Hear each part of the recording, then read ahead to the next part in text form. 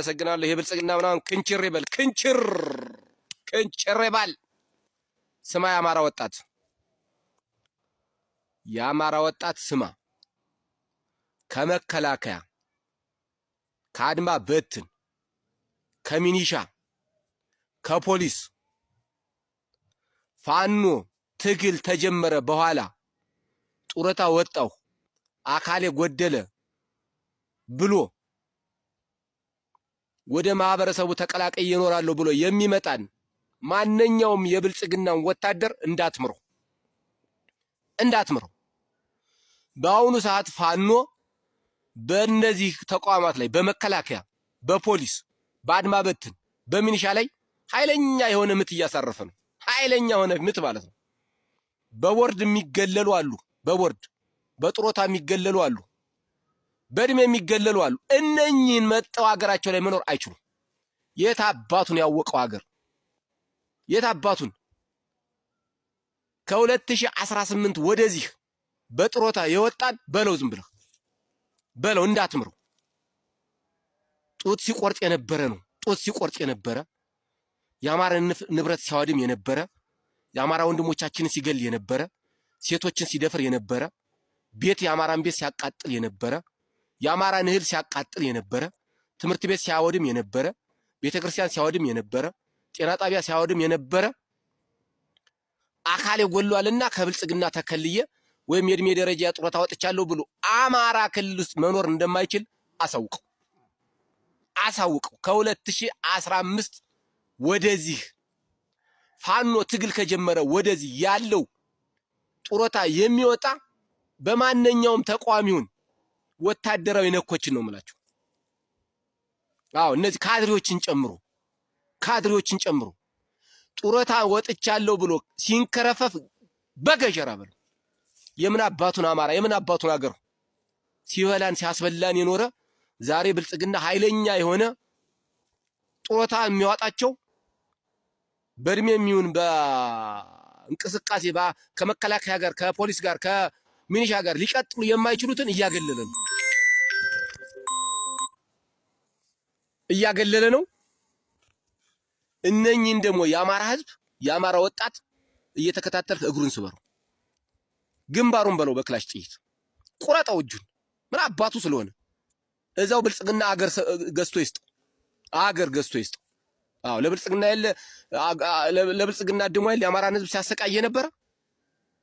ስለዚህ የአማራን ህዝብ ሲገል ኖሮ የአማራን አንጡራ ሀብት ሲያዋድም ኖሮ የአማራን ጡት ሲቆርጥ ኖሮ ዛሬ ጡረታ ወጥቻለሁ ብሎ ወደ ሀገሩ የሚንከረፈፈውን ከረፈፍ እንዳትምሩ። አሁን ተጨንቋል። መከላከያ ውስጥ ያለ አጠቃላይ መከላከያ ውስጥ ያለ ጡረታ ሊወጣ የተዘጋጀ ማት አለ። ማት ለጡረታው ብሎ የአማራን ህዝብ እያስበላ ያለ ማለት አባቱ ሆኖ ሊበላው ነው። የአማራን ህዝብ እያስበላ ጡረታ ወጥቻለሁ ብሎ የሚመጣ እንዳትምሩ። እኔ በዚህ በቃ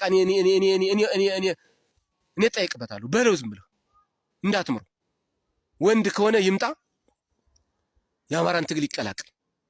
አለበዛ ግን ጡረታውን አስከብሮ የአማራን ህዝብ ሲበላ ኑሮ አሁን ቁጭ ብሎ በሰላም የሚቀመጥበት አንድም ምክንያት የለም። ጡረታውን ይዞ ከፋኖ ጋር ትግል የሚጀምር ከሆነ ችግር የለው።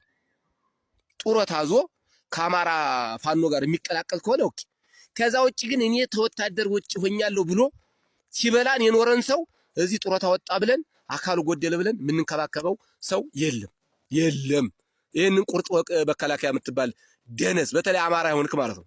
ይህንን ቁርጥ ወቅ አንድም የሚያስጠጋ የለም። አንተ የዛሽ ልጅ በዛሬው ዕለት የምነግራችሁ የ105ኛ ኮር የ66ኛ ክፍለ ጦር ከአብይ ወንበር አስጠባቂ ጋር ለ5 ቀን ያደረገውን ውጊያና ያገኘውን ድል ነው የምነግራችሁ። እጅግ በጣም የሚያስደምም ድል ነው የፈጸሙት። የ105ኛ ኮር የ66ኛ ክፍለ ጦር ጀግኖች ናችሁ። አጨብጭቤላችኋለሁ። እናንተ የድል ባለቤቶች ሁሌም የድል ብስራት ነው የምታሰሙን። እጅግ በጣም ደስ የሚል ነው። ለ5 ቀን ምሽግ ውስጥ ተደብቆ የነበረውን ይህንን ከረፈፍ ወታደር ይህን የብርሃኑ ጁላ ወንበር አስጠባቂ፣ የአብይ አህመድ ወንበር አስጠባቂ፣ የአዳነች አበቤ አጃቢ፣ የሽመልስ አብዲሳ ልዩ ኃይል፣ የኦሮሚያ ልዩ ኃይል በለው ይንከካ በለው። ጥሩ ነው ያደርጋችሁ። ስለዚህ በቀጥታ ወደ ተገኘው ድል ነው የምገባው። ከ67 በላይ የጠላት ከባድና ቀላል ቁስለኛ ያደረጉት አለ። 32 በላይ ክላሽ ተማርኳል። በደንብ ስሙኝ። 32 በላይ ክላሽ ተማርኳል። 3 አስቃጥላ የብሬን ጥይት ተማርኳል። 1 የጦር ሜዳ መነጽር ተማርኳል። 1 የስናይፐር መነጽር ተማርኳል። 17 ቦምብ እና 1500 የክላሽ ጥይት ተማርኳል። ቦምብ 17 ጥይት ደግሞ 1500 ተማርኳል። 2 የብሬን ሸንሸል ተማርኳል። 100 የድሽቃ ጥይት ተማርኳል። በተጨማሪ ደስ የሚለው ነገር ኮሎኔል የሽጥላ እና የኮሎኔል የሽጥላ ያገዛዙ ኮሎኔል የሆነ ማለት ነው የሽጥላ ከሻለቃ ታምራት ጋር አብሮ ተደምስሰዋል። እናትን በለው የእንጭቅ ልጅ አንጭቆታል። በቃ አንጭቆታል። ጀግኖች ናችሁ እናንተ ጀግኖች። 205ኛ 66ኛ ክፍለ ጦር እሳቶች በጣም የሚያምር 5 ቀን አገዛዙ ምሽግ ላይ ሂዶ መዋጋት ፋኖ ምን ያክል ጀግና ተዋጊና ፊት ለፊት ተደራጅቶ የመዋጋት አቅሙ ምን ላይ እንደደረሰ ማወቅ ይቻላል። በዚህ ፋኖ ትግል ሲጀምር በዱላ በመጥረቢያ ባንካሴ እየተሮሯጠ አንድ ክላሽ ይዞ ዛሬ አንድ ክላሽ ይዞ ነገ አንድ ክላሽ እየደገመ ከጠላት እየማረከ ማለት ነው።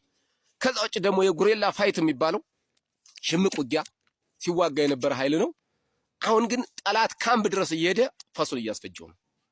ከዛ ውስጥ ደግሞ የሚያስገርመው ከዛ ውጭ አገዛዙ በተንቀሳቀሰበት ቁጥር አገዛዙ በተንቀሳቀሰበት ሁል ጊዜ እየቀመሰ ነው የሚመለሰው። እየቀመሰ ክላሹን እያስረከበ ፋኖ ጣጣጣጣ አድርጎ ክላሹን ማርኮ ጥይቱን ማርኮ ጦሩን አሩን አውልቶ በትኖ ይለቃል። በባዶ ሜዳ መጥቶ ሲቪሎችን ገሎ ይሄዳል መከላከያ። ሌላ ምንም ዓላማ የለውም። ስለዚህ አሁን ግን ፋኖ ምሽጉ ድረስ እየሄደ ምሽጉን እያፈራረሰ ኮሎኔሎችን እየማረከ ሻለቆችን እየገደለ ኮሎኔሎችን እየረሸነ ነው። አርበኛ ዘመነ ካሴ የተናገረው አንድ ነገር ትዝ አለኝ።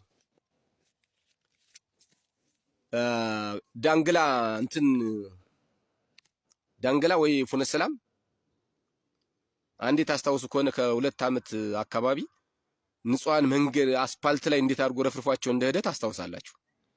ያን ጊዜ ዘም የወጦ እህቶቻችን እንደታረዱ የአብይን ጄኔራሎች አንጋለን ካላረድ እኔም ዘመን አይደለሁም እናቴም ዘመንም የሚባል ልጅ የላትም ብሎ ነበር።